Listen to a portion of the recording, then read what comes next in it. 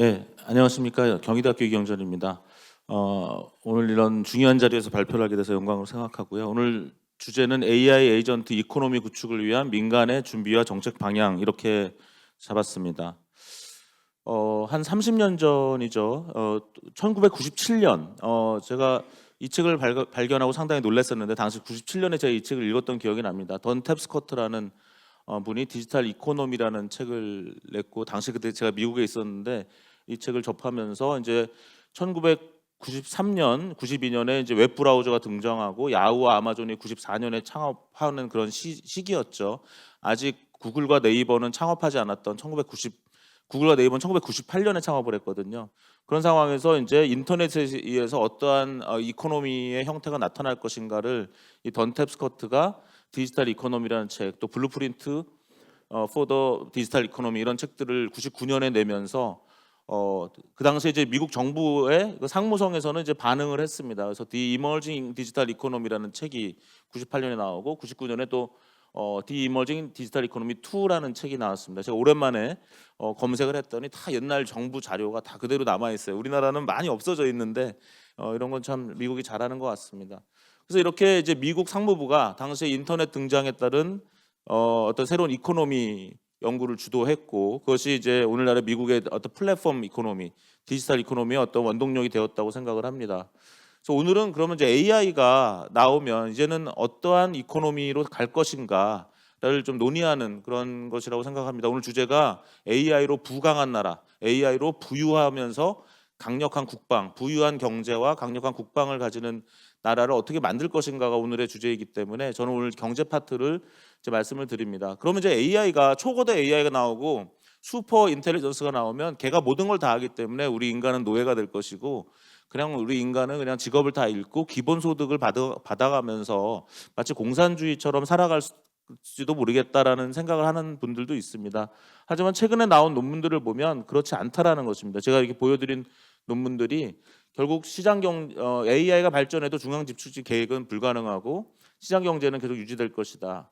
우리가 이제 1930, 40년대에도 어떤 공산주의가 굉장히 창궐했던 이유가 당시에 이런 과학기술이 발전하면서 또 엘리트가 의사결정을 하면 나머지는 그냥 알아서 따라가주면 될 것이다. 수학적 계산이 다 완벽하게 될 것이다 라고 했지만 당시에 진짜 천재인 프레드릭 하이에크나 이런 사람들은 사회주의 체제는 계산이 불가능하다. 모든 개인의 그 다른 선호와 가치 체계를 다 만족시키려면 결국 시장 경제가 유지돼야 되고 시장을 통해서 생산자와 소비자가 협상을 하고 가격을 통해서 조정돼야 된다. 그래서 이제 사회주의와 공산주의는 무너질 거다라고 얘기한 것이 1940년대부터 하이에크가 그렇게 얘기했는데 또 이제 인공지능 발전에 의해서 또 그런 얘기가 요즘 나오는 거죠. 하지만 여전히 또 경제학자들은 그렇지 않다라는 거죠. 초강력 AI 시대 경제체제는 어떤 모습이 될 것이냐. 초강력 AI가 사람을 지배하는 것이 아니라 모든 사람이 초강력 AI를 가지고 경제를 하는 시대가 될 것이다. 그것이 이제 AI 에이전트 이코노미가 아니냐라는 거죠. 2022년 11월 30일 날 챗GPT가 나왔죠. 그다음에 이제 작년 3월 14일 날 GPT-4가 나왔습니다. 이미 이제 일반 인공지능의 시대죠. 왜냐하면 GPT-4를 써보시면 5만 가지 일을 다 하기 때문에 얘는 정말 일반 인공지능입니다. 특이점 초지능도 이미 시작됐어요. GPT-4는 제가 봤을 때는 스탠포드 대학 학부생 수준이 이미 왔거든요. 그러면 22,000원을 결제하면 한 22불 정도를 결제하면 한 3만 원 정도 결제하면 24시간 활용할 수 있는 스탠포드대 대학생 인턴이 있는데 이렇게 되면 이미 이제 이런데 이제 뭐 올해 GPT-5가 나온다고 하죠. 내년엔 GPT-6가 나오겠죠. 이렇게 나오면은 굉장히 강력한 AI가 나오는데 그것이 우리를 지배하는 것이 아니라 그것이 우리 스마트폰에 들어가고 아까 백영률 원장님 말씀하신 것처럼 우리가 그냥 소유하는 것이죠. 그래서 AI가 사람을 대체하는 게 아니라 오히려 AI를 잘 사용하는 사람한테 비사용자가 대체될 것이다. 카메라가 나와서 화가가 없어진 게 아니라 화가가 더 많은 돈을 벌었죠. 사진관을 차려가지고 더 많은 사진을 찍어서 돈을 벌었고 자동차가 나와서 마부가 없어진 것이 아니라 자동차 운전하는 사람, 정비하는 사람, 판매하는 사람, 택시 운전사, 뭐 수많은 자동차 사람이 나왔습니다. 디카가 나와서 코닥은 없어졌지만 디카로 뛰면서 오늘날 유튜브, 인스타그램, 매거진, 책 이런 여러 가지 출판 산업, 심지어는 뭐 텔레비전 산업, 오늘 연합 이포맥스라는 회사도 사실은 카메라의 발명 없이는 불가능했던 산업이죠. 예, 챗GPT가 나와서 아마도 저는 네이버나 구글은 없어질 것 같아요. 마치 하이텔과 천리안을 기억 못하는 젊은 친구가 많은 것처럼 10년, 20년 후에 네이버와 구글이 있을 것 같지는 않습니다. 제가 이번에 CES 2024를 가봐도 구글은 벌써 힘이 빠져 있고 자기네 AI인 제미나이나 바드를 다 구석에 숨겨놨어요. 우리는 AI 회사다 이렇게 막 선언하는 게 아니라 아주 이제 두려워하는 듯한 챗GPT나 이런 생성 AI가 퍼지지 않기를 기다리는 것 같고, 네이버 같은 경우도 뭐 하이퍼클로바 X나 Q를 만들었지만 네이버 홈페이지에 가보시면 하이퍼클로바 X를 어디서 써야 되는지를 찾기가 어려운, 자기가 만든 AI를 홍보하지 않는 그 큰 회사가 그러고 있다라는 것입니다. 어쨌든 결국은 모빌리티를 발전을 봐도 근데 이제 좀 오바는 하지 않아야 되겠죠. 우리가 자동차 뭐 우리가 옛날에는 걷거나 뛰기만 했다가 마차가 나오고 배가 나오고 기차가 나오고 자동차가 나오고 비행기가 나왔는데, 이 모빌리티의 궁극의 목적은 사실 순간 이동이죠. 제가 눈을 감았다 떴더니 뉴욕에 와 있고 또 눈을 감았다 떴더니 런던에 와 있고, 그러면 얼마나 좋겠습니까? 순간 이동될 수 있다면. 메타버스에서는 그게 가능하겠지만 현실 세계에서는 아직 안 됩니다. 모빌리티의 꿈은 우리가 순간 이동이겠지만 아직 멀죠. AI의 꿈도 뭔가 모든 걸 다 아는 AI겠지만 그렇지 않다라는 거죠. 이번에 다보스 포럼에서도 샘 알트만 오픈AI CEO가 AI가 모든 일을 사람과는 비교도 안 될 속도와 정밀도로 처리할 것이라는 기대는 현재로서는 부풀려졌다라고 얘기를 했고요.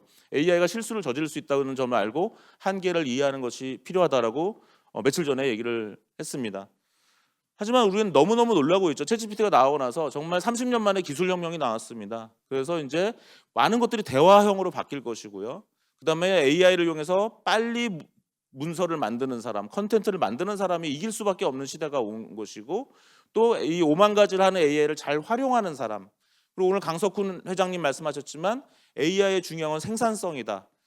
사실 AI가 할 수 있는 일은 제가 하면 10분 걸리고 1시간 걸리고 하루 걸릴 일을 지금 GPT-4한테 시키면은 1초 내지는 10초 내에 하거든요.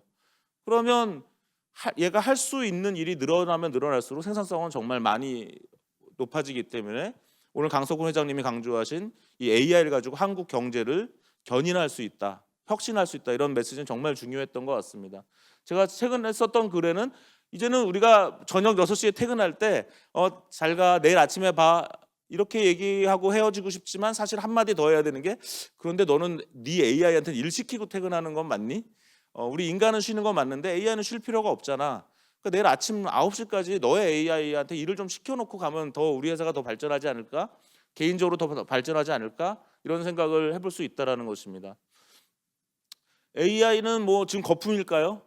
저는 그렇게 생각하지 않습니다. 발전과 발표는 계속될 것이다. 작년에 벌써 멀티모달이 돼서 벌써 작년 가을만 해도 우리가 이제 이미지를 생성하고 이미지를 해석하는 AI가 벌써 나와서 너무 놀랍죠, 사실은. 예, 그다음에 이제 좀 있으면 뭐 사운드, 올해 안에는 분명히 나 지금 가을 낙엽을 보면서 걷고 있는데 음악 한번 만들어, 네가 연주해, 내 목소리로 연주해 줘라는 서비스가 아마 올해 안에 분명히 나올 겁니다. 그러면 그냥 누구나 작곡가가 되고 가수가 되는 시대가 올해 안에 그냥 나오겠죠. 이런 멀티모달이 되는 거고, 냄새를 맡는 AI가 이제 뭐 계속 연구되고 있기 때문에 곧 나오겠죠. 그다음에 이제 오늘 백영률 원장님 말씀하신 온디바이스 AI, 픽셀 8 프로 폰이 이미 구글에서 나왔고, 바로 지난주에 이제 갤럭시 S24가 이제 발표됐습니다. GPT-5를 올해 공개하겠다고 며칠 전에 오픈 AI가 얘기를 했고요. 그다음에 이제 포스트 스마트폰에 대한 얘기도 나오고 있죠. 여기 화면에 보시는 AI 핀이라는 그러한 디바이스는 그게 손을 대고 말로 해서 영화 허처럼 말로만 하는 그런 AI 디바이스입니다. 디스플레이가 필요할 때는 이렇게 손바닥에다가 디스플레이 할 수 있는 것이고요. 또 최근에 레빗이라는 회사가 만든 R1이라는 기계는 요만한 이런 스크린이 있고 카메라가 이렇게 있고 해서 역시 굉장히 간단한 스마트폰, 대부분의 일은 그냥 대화로 하는 그러한 AI가 나오고 있습니다. 그래서 많은 상거래가 이제 대화형으로 바뀔 것이다. 우리나라의 뭐 개차라든가 인스타카트, 미국의 인스타카트라든가 뭐 여러 회사들이 이미 이렇게 하고 있고요. 저는 이제 대화를 넘어서 자동 행동의 시대로 갈 것이다. AI가 자동으로 행동하게 될 것이다. 사람을 대신해서 특정 일을 수행할 수 있는 그런 AI 개인 비서가 이제 모든 것을 알아서 하는 형태로, 그래서 그동안은 플랫폼한테 우리가 의존했다면 이제는 AI 에이전트가 나 대신 일을 하고 결국은 거래를 플랫폼이 일으키고 모든 데이터를 플랫폼이 뺏어가는 그런 시대에서 소비자와 제조사업자가 각자의 AI 에이전트를 두고 상호간에 자동 협상하는 구조로 변모하게 될 것이다. 근데 사실 이러한 비전은 1999년 11월에 제가 이런 논문을 썼었어요. 전자상거래 소프트웨어 에이전트. 그러니까 25년 전이네요. 이때도 사실 인터넷이 발전하는 과정에서 AI 하는 사람들도 많은 기대를 했고 곧 이런 시대가 올 것이다 했었는데 생각보다 빨리 오진 않았죠. 제가 2005년에 이창호 구단을 이기는 AI 바둑 시스템이 충분히 개발 가능한 시대에 와 있다라고 썼는데 결국 2016년에 알파고가 이세돌 구단을 이겼습니다. 제가 실수한 것도 있어요. 2017년에는 제가 인공지능에게 아직 대화는 어렵다. 챗봇은 참 어려울 거야. 아직은 챗봇 개발할 때가 아니야. 이렇게 좀 주장을 했습니다. 제가 많이 반성을 했어요. 오랜만에 이 기사를 봤는데 뭐 맞긴 맞죠. 2017년엔 아직 어려웠어요. 하지만 이제 챗GPT가 나와서 대화가 어렵다라는 말을 할 수가 없는 그런 상황이 됐습니다. 올해 7월에 인더스트리 옵전형이라는 책을 쓰시겠다는 분이 저한테 휴먼 머신 인터랙션이라는 주제로 한번 글을 써달라 한 챕터 써달라고 하셔가지고 저는 휴먼 머신 인터랙션 하는 사람은 아니지만 과연 앞으로 사람과 머신은 어떻게 인터랙션 할 것인가라는 글을 한번 써봤는데요. 그때 제가 우리는 이제 몇 년 안에 내 랩톱, 컴퓨터나 스마트폰에 장착된 인공지능과 사적인 대화를 하게 될 것이다. 갤럭시 S24가 이제 그렇게 된 거죠. 그죠? 갤럭시 S24는 내 스마트폰에 그냥 장착된 AI이기 때문에 얘한테는 내 비밀을 다 얘기해도 되죠. 여러분들은 GPT-4한테는 여러분들의 비밀을 다 얘기하기가 좀 껄끄러울 거예요. 하지만 이제 온 디바이스 AI 시대가 되면 내 비밀을 다 얘기할 수 있는 그런 사적인 에이전트가 생길 것입니다. 결국은 이렇게 사적인 대화를 하게 되고 사적인 대화를 하는 동안에 나 지금 되게 배고파, 뭐 좀 먹어야 되겠어. 그러면 에이전트가 나한테 굳이 얘기하지도 않고 내가 먹을 만한 음식을 주문을 할 수도 있는 그런 상황이 되는 거죠. 마지막 확인은 저한테 받겠지만 결국은 그 에이전트는 또 다른 AI 에이전트, 식당의 AI 에이전트와 대화를 하는 거죠. 그래서 오늘 말씀드리는 이렇게 에이전트가 많아지는 시대의 이코노미에 대해서 말씀을 드리려고 합니다. 7월 달에 이런 원고를 작성했는데 빌 게이츠께서 11월쯤에 이제 AI 에이전트가 5년 내에 컴퓨팅을 완전 변경할 것이다. 그러면서 뭐라고 했냐면은 나도 옛날에 1990년대에 이런 AI 에이전트가 될 것 같았는데 너무 빨랐어. 근데 챗GPT를 보니까 이제는 정말 될 것 같아. 이렇게 빌 게이츠가 얘기를 하고 있습니다. 제가 오늘 화면에 저기 마이크로소프트 에이전트라는 거 기억나세요? 옛날에 파워포인트 같은 거 쓰다 보면 오른쪽에 이렇게 튀어나와서 굉장히 우리를 귀찮게 했던 에이전트가 있죠. 그 당시에는 AI 기술이 약했고 대화가 어려웠기 때문에 저런 것도 다 우리가 맨날 AI 에이전트는 다 껐습니다. 그러니까 빌 게이츠는 저때 저 사업에 한번 실패했던 기억이 나죠. 하지만 이제는 충분히 그런 가능한 시대가 왔다라는 것입니다. 지금 보시면 LG에서도 이제 스마트홈 AI 에이전트라는 말을 쓰고 있고요. 라이너라는 회사에서도 AI 에이전트라는 말을 쓰고 있네요. 그 다음에 아까 보여드린 레빗의 R1이라는 회사도 Introducing AI Agent라는 표현을 쓰고 있고 한국의 리튼도 Your First AI Agent 이렇게 해서 뭔가 에이전트라는 것을 이제 사람들이 얘기하고 있습니다. 이번에 샘 알트만이 다보스 포럼에서도 모든 사람의 직업이 조금 더 높은 추상적 수준에서 운영될 것이다. 더불어 AI가 산업 전반에서 생산성 향상에 기여한다. 결국은 마셜 맥클루언이 미디어는 인간의 확장이라고 얘기했는데 결국 AI 에이전트는 이제 인간 그 자체의 확장이다라고 우리가 주장할 수도 있겠습니다. 제가 최근에 썼던 글이 이제 AI 에이전트 이코노미에 관련된 책을 한국경제에 글을 썼는데 거기서는 제가 사용하지 않았던 집사라는 표현을 이제 쓰셨어요. 그래서 AI 경제 집사가 온다 이렇게 했는데요. 한번 정리를 해보겠습니다. 그래서 저는 이제 초고대 생성 AI 기술의 급속 발전에 힘입어서 플랫폼 경제는 이제 AI 에이전트 경제로 전환할 것이다. 그럼 AI 에이전트라는 게 뭐냐? 주인의 목표 달성을 위해서 결정을 내리고 행동하는 자동화된 AI 시스템이다. 그럼 왜 이제 가능하냐? 저는 그렇게 말씀드릴 수밖에 없어요. GPT-4를 한번 써보세요. GPT-4를 써보면 AI 에이전트는 정말 인간에 가까운 언어 및 영상 이해와 생성 능력을 갖고 있지 않느냐. 스탠포드 대학 학부생을 여러분들만 인턴을 데리고 있으면 지금 여러 다른 사람과 얘기할 필요 없지. 이 인턴이랑만 대화하면 인턴이 알아서 일을 했을 수 있는 거죠. 이런 이제 시대가 와서 제품과 서비스의 탐색, 구매와 판매 의사결정, 여러 가지 협상, 조직 내 자원 배분, 생산 의사결정, 뭐 서비스 제공, 모든 종류의 경제 활동을 자동화하고 최적화하는 체제로 가게 될 것이다. 그럼 이게 기존의 경제와는 어떻게 다른가? 거래 비용이 현격하게 감소하게 될 것이다라고 보고 있습니다.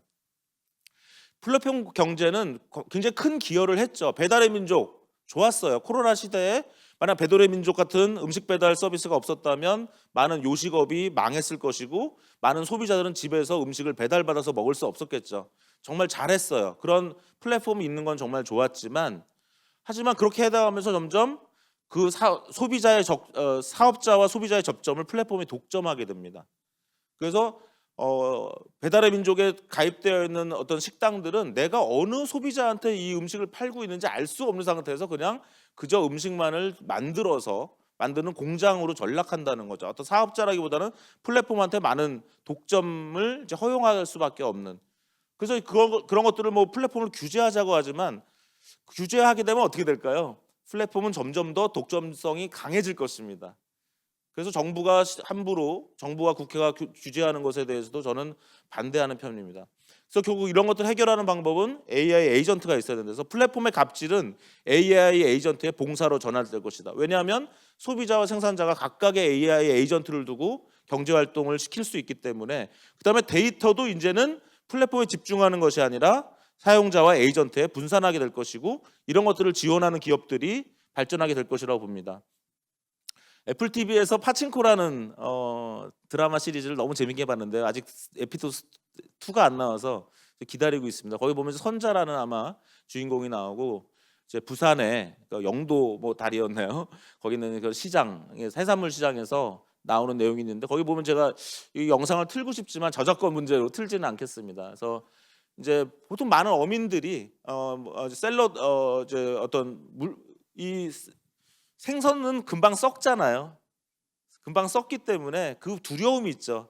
그렇기 때문에 늘 중간상이나 바이어들이 장난을 칠 수가 있습니다. 가격을 후려치죠. 이제 그런데 만약 AI 에이전트의 도움을 받을 수 있다면 훨씬 더 이제 어떤 셀러들의 또 수산 업자분들의 어떠한 협상이 커질 것이다. 또 이 코다라는 영화, 이 영화도 제가 너무 좋아하는 영화고 여러 번 봤습니다만 아카데미 작품상, 나무조연상, 각색상을 수상했는데 이제 이 말을 못하는 농아 가족의 이제 가장 같은 여고생이 겪는 이야기죠. 거기서도 보면 상당히 이제 막 이렇게 값을 흥정하는, 그래서 방금 즉 물고기를 잡아왔지만 이제 사는 사람이나 중개상들은 굉장히 이제 가격을 후려치고 점심값도 뺏어가는 거냐. 그래서 날강도다. 그랬더니 이제 가족들이 직접 팔자니까 했더니 야 저쪽 마을에서는 직접 팔다가 다 망했어. 그러니까 이제 이런 직접 경제를 구현하고 싶어도 늘 두렵죠. 그래서 이제 그런 형태로 이제 되었다라는 것입니다. 파친코나 코다라는 영화. 그래서 이제 우리가 지난 2, 30년간은 이런 플랫폼 이코노미 나름대로 역사적 역할은 했죠. 하지만 데이터를 독점하고 고객 접점을 독점하는 그런 어려움이 있었다면 이제는 이러한 경제 주체들이 각각의 에이전트를 가져서 이런 여러 가지를 매칭하게 된다. 이런 형태로 가게 될 것이다라고 보는 것입니다. 또 이런 과정에서는 소비자와 생산자들 또 많은 경제 주체가 이제 데이터 뱅크를 가져야 되는 것이 아닌가 이런 생각을 해봅니다. 보통 우리가 언제부터 경제적 노예 상태를 벗어나냐면 자기의 은행 계좌를 갖는 거죠. 저는 어렸을 때 새마을금고에 은행 계좌를 가졌던 것 같은데요. 초등학교 2, 3학년 때. 그리고 대학교 들어가면서 지금 우리은행, 당시 한일은행에 계좌를 가졌던 것 같습니다. 계좌를 가진다는 것은 굉장히 큰 의미를 가지죠. 이제부터 내 돈을 내가 저장할 수 있고 부모님의 용돈에서 용돈 받는 그런 사람, 노예죠. 일종의 용돈 받는 사람들은 다 거기서 이제 벗어날 수 있습니다. 그래서 결국은 아직도 미국에도 뱅크 어카운트가 없는 사람이 한 500만 명이나 있다고 해요. 그러니까 그 경제적인 어떠한 자유나 독립이 안 돼 있는 상태죠. 근데 우리 이 4차 산업혁명 시대를 살고 있다고 하면서도 많은 사람들에게 이 데이터 뱅크 어카운트가 없습니다. 내 데이터가 언제 발생하고 어디로 갔고 어떻게 사용되고 그냥 마치 데이터 시대의 노예처럼 살고 있는 거죠. 그래서 저는 우리나라 정부가 이러한 데이터 뱅크를 만들고 모든 시민들에게 어카운트를 줘서 이거 가지고 어떤 이익도 얻게 되고 이 데이터를 또 AI를 만드는 회사들한테 학습 데이터로 허용해 줄 수 있는 사람과 아닌 사람이 구분된다면 이제 데이터의 대가를 계속 받을 수 있다라는 것이죠. 뭐 그다음에 이제 이 에이전트라는 건 인간으로만 구성된 경제 체제에선 약간의 배신이 존재합니다. 많은 그죠? 주인의 말, 보스의 말을 안 듣는 사람이 생겨요. 근데 이제 AI 에이전트는 그런 것들을 최소화할 수 있기 때문에 좀 더 주인의 의도에 맞는 그런 경제 활동을 이제 할 수 있게 되고 그러다 보면 어떤 전통적인 온라인 삶 정도 대체 가능하지 않을까 이렇게 보고 있고요. 빈부격차도 감소하지 않을까 싶습니다.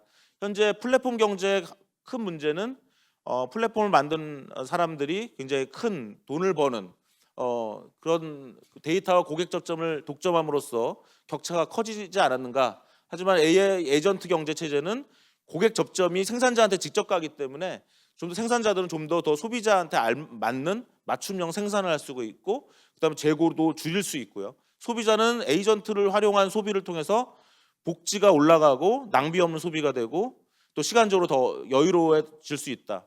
아까 강석훈 회장님의 강연이 저는 한 몇 년 만에 들은 정말 너무 명강이었다고 생각을 했어요.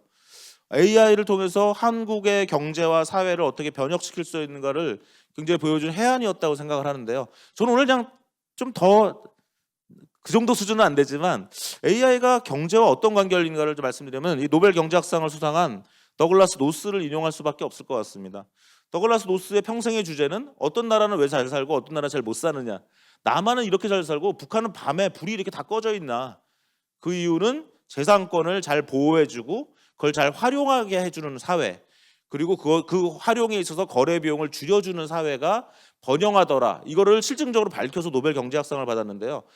인공지능이 그런 역할을 한다라는 거죠. 인공지능이 결국 거래 비용을 줄이고 결국 거래 비용을 줄여서 재산권을 더 잘 보호하고 더 활용하는 그러한 형태로 갈 수 있는데 기여한다라는 것입니다. 제가 시간을 많이 사용해서 AI 에이전트와 연합학습 이런 주제들은 조금 생략을 하고 넘어가도록 하겠습니다.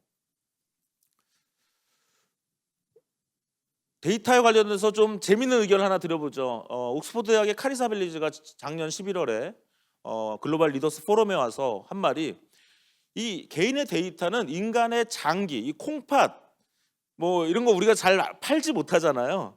왜 팔지 못하게 할까요? 내가 좀 가난하면 팔아도 되지 않나요? 하지만 그렇게 하다 보면 인간의 존엄성이 약화되고 그 사람은 점점 더 신체가 약화되면서 더 빈곤과 도탄에 빠지기 때문에 장기를 팔지 말라는 거죠. 투표권도 팔아도 되지 않나요? 난 정치에 관심 없어. 내 투표권은 너가 사. 네가 그냥 찍고 싶은 한 사람 더 찍어. 하고 싶지만 투표권도 우리는 거래를 금지한다는 거죠. 장기도 거래를 금지하고 투표권도 거래를 금지하는데 이 카리사 빌리지는 데이터도 거래하면 안 된다라는 겁니다. 굉장히 급진적이지만 생각해 볼 필요가 있다는 거죠. 내 몸에서 나오는 내가 그동안 무엇을 겪었고 내가 이혼한 사람인지 아닌지 나의 부모님이 어떤 사람인지 내가 어디서 무엇을 샀었는지 내가 어젯밤에는 어디에 갔었는지 이런 개인의 데이터는 사고팔 대상이 아니라는 거예요. 그걸 금지시키라는 거예요. 근데 제가 강연을 끝난 카리사 빌리지한테 이렇게 얘기했습니다.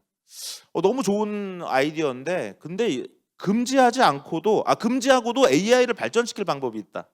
당신의 말을 그대로 들으면서 데이터는 거래하지 않으면서도 AI를 발전시키는 방법이 있어. 그게 연합학습인데 알고 있어요? 그랬더니 모르시더라고요. 철학자니까 모를 수 있어요. 하지만 인공지능학자들은 그런 것도 알죠. 결국 데이터를 잘 보호하면서도 AI를 고도로 개발할 수 있는 기술이 연합학습 기술입니다.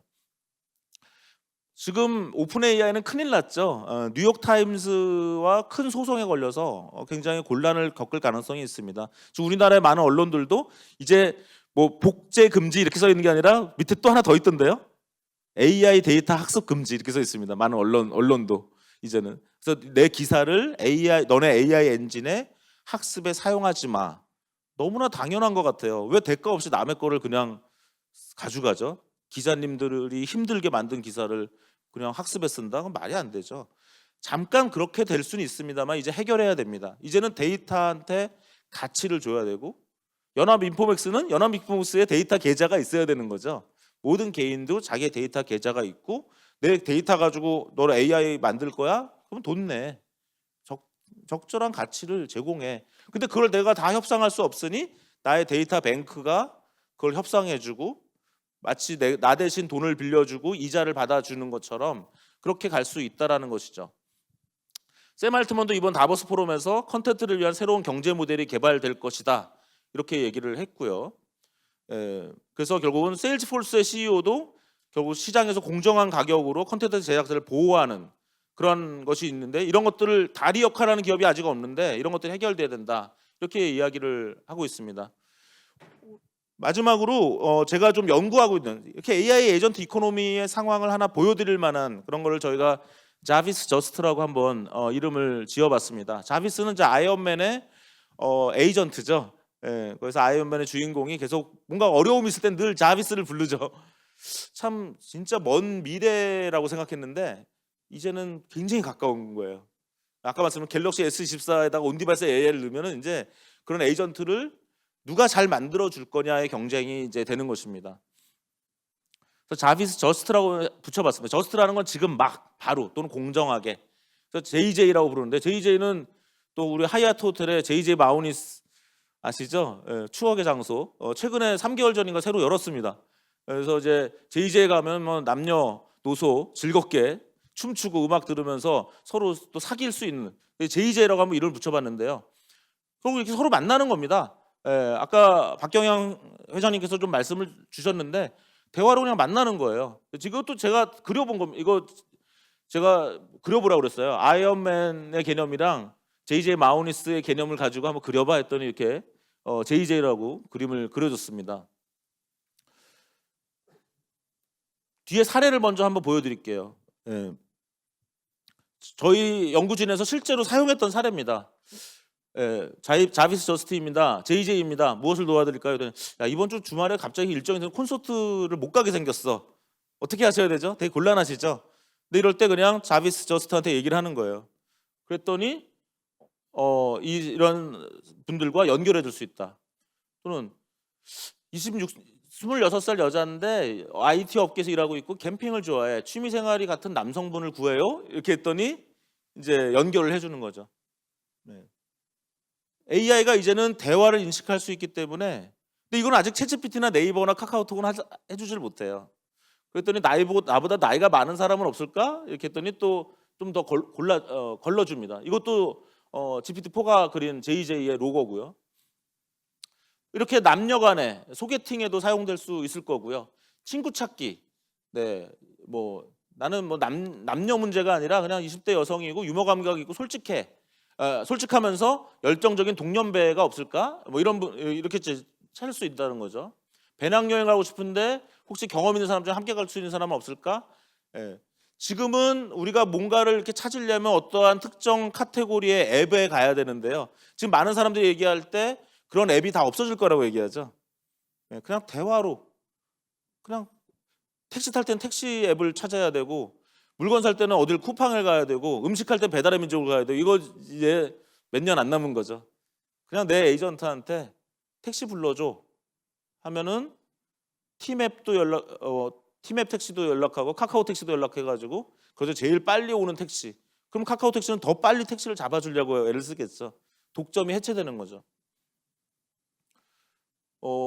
헬스메이트를 찾는다든가 고민 상담을 한다. 이건 실제로 이건 지금 저희가 PPT 자료를 만든 게 아니라 저희가 마련한 데이터와 실제 사용자의 좀 시연을 보여드리는 것입니다.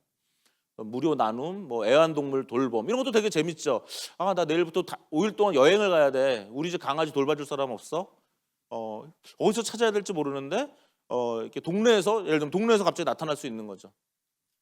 뭐 어떤 사람은 그냥 나는 애완동물 좋아해. 근데 애완동물을 좀 키우고 싶어. 근데 우리 엄마가 못 키우게 해. 그런데 누가 5일 동안 돌봐달라 그러면 우리 엄마 설득해서 5일 동안 좀 돌봐줄 수 있겠네. 뭐 이런 것들이 서로의 니드가 맞을 수가 있겠습니다. 뭐 할인 구매라든가 업무 대행, 음식점 매칭. 우리 한국 거래소 오늘 왔기 때문에 한번 해봤어요. 야, 오늘 한국 거래소 왔는데 동료 10명이랑 같이 점심 먹을 식당 있어 혹시 좀 찾아줘 했더니 이제 이렇게 나올 수 있는 거죠.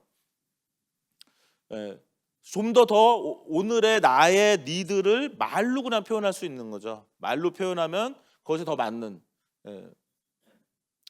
그러면 그 식당에서는 라이더를 필요할 수 있겠죠. 지금 10명 식당 배달할 사람 없을까? 이런 형태로 그런 에이전트 이코노미가 이제 시작될 수 있다라고 보고 있습니다. 기술적으로는 이게 왜 가능할까요? 너무 간단하죠. GPT-4 같이 거의 사람의 말을 알아듣고 말을 생성하는 AI가 이미 나왔다. 그것 때문에 가능한 새로운 현상입니다. 우리가 아마존이 왜 나왔고 네이버가 왜 나왔습니까? 인터넷이 나오고 웹브라우저가 나오면서 나온 것이죠. 그래서 앞으로 민간과 정부는 어떤 준비를 하다가 그냥 간단한 것만 써봤습니다. 일단 뭔가 유저 센트릭한 에이전트를 잘 만드는 회사가 성공하겠죠, 결국은. 그다음에 또 셀러의 에이전트들은 어떻게 보면 그 셀러에 각 맞는 그런 직능이나 산업 분야별에서 만들어주는 것이 훨씬 더 효율적일 것 같습니다. 뭐 예를 들면 수협이나 농협이나 소기업 소상공인연합회나 이런 데서 그 실제 비즈니스에 맞는 셀러들의 에이전트를 만들어낼 수만 있다면 좋겠죠. 이런 것들을 빨리 해서 세계적으로 우리가 이제 플랫폼 이코노미라는 거를 한번 버리고 에이전트 이코노미라는 새로운 개념을 한번 시도해볼 때가 되지 않았나 이런 생각도 해봅니다. 정부 관점에서는 뭐 R&D나 정책이나 산업화의 어떤 세계적 선도, 한국이 이제 오늘 임종인 특보님이 G5라는 걸 제시해 주셨는데, 그죠? 우리 G3 또는 G5 가야 되는 거 아닙니까 이제는? 우리가 적어도 G8까지는 왔잖아요. 그럼 그걸로 이제 AI에 우리는 또 운 좋게 하필이면 알파고가 한국에 와서 한국 프로 바둑 기사와 이세돌 구단과 하는 바람에 전 국민이 AI를 모르는 사람이 없게 되었습니다. 굉장히 축복받은 나라죠. 어떤 새로운 문명을 가장 먼저 국민이 느낀 나라인데요. 그렇다면 우리가 그런 걸 이용해서 AI 이코노미의 어떤 선도 국가가 될 수 있다고 생각을 합니다. 백영일 원장님한테는 허락받지 않고 쓴 내용인데요. 키스디가 어떤 선도적인 연구도 할 수 있다고 생각하고, 정부는 독려하고 프로모션. 우리 DJ 정부 때는 어땠습니까? 100만 PC 운동이라고 해서 100만 PC를 일단 깔았죠. 굉장히 중요한 의사결정이었고 초고속 인터넷을 빨리 깔았어요. 그런 어떤 정부의 어떠한 커미트먼트가 되게 필요하죠. 그래서 그 당시에 또 YS 김영삼 대통령 시대 때 뭐랬습니까? 야, 우리가 산업화는 늦었지만 정보화는 앞서가자라는 이런 슬로건을 가지고 일본을 결국 지금 따라잡고 있잖아요. 산업화는 일본이 앞섰지만 정보화는 정말 한국이 너무 앞서 있죠. 그래서 오늘의 슬로건인 이 IT 강국에서 AI 강국으로, 또 AI로 어떤 부유하고 강력한 나라를 만드는 그러한 어떤 여러 가지 생각을 하고 실천을 해야 될 때가 아닌가 하고 있습니다. 좀 길어져서 죄송합니다. 고맙습니다.